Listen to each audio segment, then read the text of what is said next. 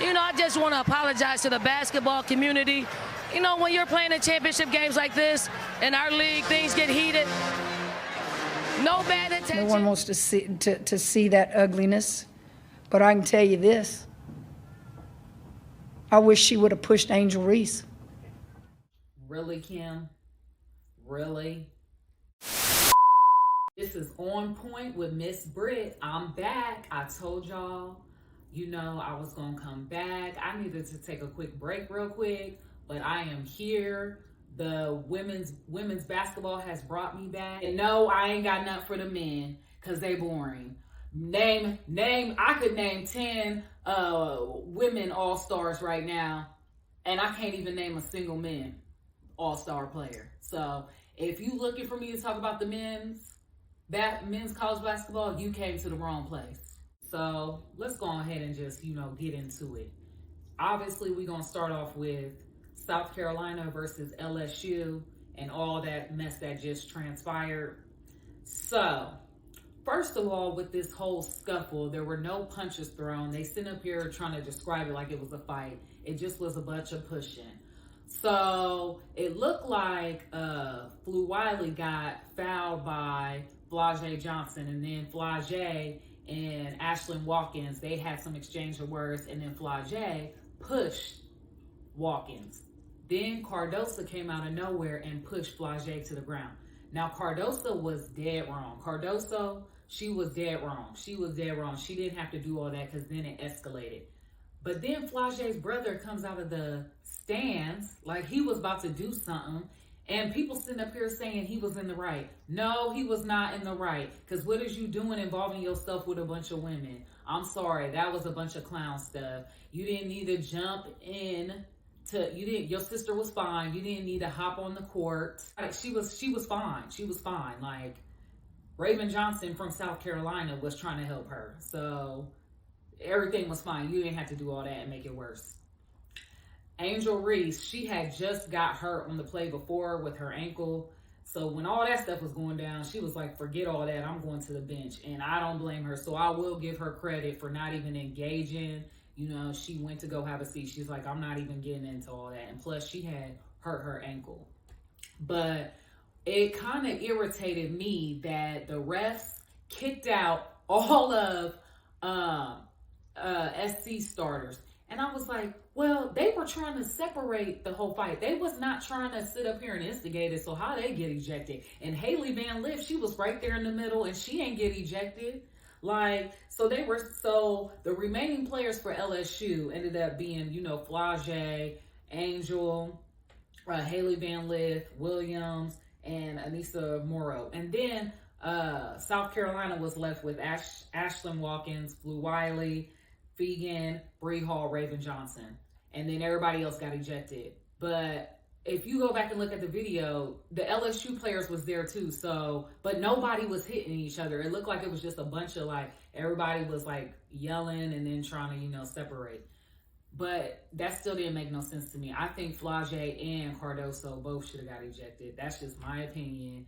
And then Haley Van Lith should have got ejected too. She was up in the mix too. Not just all the and then y'all see they did a slow-mo of that ref. She was out of there. She was like, I ain't got time for this. Man, Cardoso just came off of that game-winning 3 against Tennessee, and then she gonna turn around and do this. I was like, really?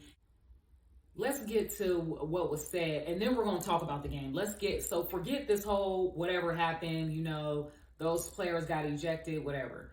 So then the post-game interview, Dawn was apologizing and saying, that's not her character, just being very classy with it. On the other side, Kim want to sit up here and say, if that would have been Angel Reese, da-da-da-da. First of all, why is you putting Angel in it? Second of all, that's what you really gonna do? You really gonna go there? And I understand that Cardoso is 7 foot and she had no business pushing Flau'jae, which everybody is saying she's wrong. She know that she was wrong for pushing her. But for you to sit up here and try to add Angel in, well, during the whole game, People wasn't pulling hair, they wasn't pushing, smacking people in the face, and you want to sit up here and make that comment? Like, why don't nobody hold Kim accountable? She really be running her mouth, because a couple weeks ago, she, instead of giving Caitlin Clark her props, she wanted to run her mouth and hate on her and say, well, what she did is just not impressive. Da, da, da, da. Nobody ever checks her. She need to be checked. But I commend Dawn for saying that, and then also I commend Dawn for letting everybody know that Flage, she had a talk with Flage, and she knows that Flage is not that type of player. Emotions got high, so I will commend Dawn on that. Now moving to the game, so it ended up, it ended up being 5-on-5 remaining players, and South Carolina took the win, 79-72. Malaysia Fu Wiley, she's a freshman. She ended up winning MVP, and she's the first freshman to win an SEC tournament MVP since Candace Parker in 2007. And then LSU's Anissa Morrow, she had 19 points. Angel Reese had 15 points. So, that was unfortunate that happened. But this is women's college basketball, honey. It's starting to get crazy. So I definitely can't wait till the tournament. So, other than that, the rest of the games kind of got overshadowed, because before that game, it was the Big 10 championship game between Iowa and Nebraska. And Iowa ended up beating Nebraska in overtime, 94-89. And this was Nebraska's third straight Big 10 tournament win. And Iowa trailed the first half. Caitlin Clark was 0 for 9 from the 3. Caitlin Clark made the game-tying layup to bring the game 77-77 to head into overtime. It was a back-and-forth battle, and Iowa ended up winning. Caitlin Clark, she had 34 points, 12 assists, 7 rebounds. Also, Iowa's Hannah Stuelk, she added 25 points. And then Nebraska's Alexis Markowski, she had 23 points. So then the next game that happened after the SEC tournament was USC versus Stanford. And USC ended up winning 74-61. This was USC's first Pac-12 title since 2014. Stanford held U.S. freshman standout Juju Watkins to 9 points. So the rest of the team had to step up. So USC's Mackenzie Forbes, she ended up scoring a game high of 26 points, and she was named the most outstanding player in the tournament. And then, but Stanford, they just lost, and before them they had won the tournament 15 times. So this was a devastating loss for them because they so used to winning it. But USC is back on top now. And then Stanford's Cameron Brink, she had 19 points. And then yesterday we had the Big East championship game between UConn and Georgetown. UConn beat Georgetown 78-42. That is UConn's fourth Big East title in a row. And then Paige Bucker, she scored 27 points. And then we had Georgetown's Grace Ann Bennett and Maya Benbury, both with 12 points. So those are the main games that happened.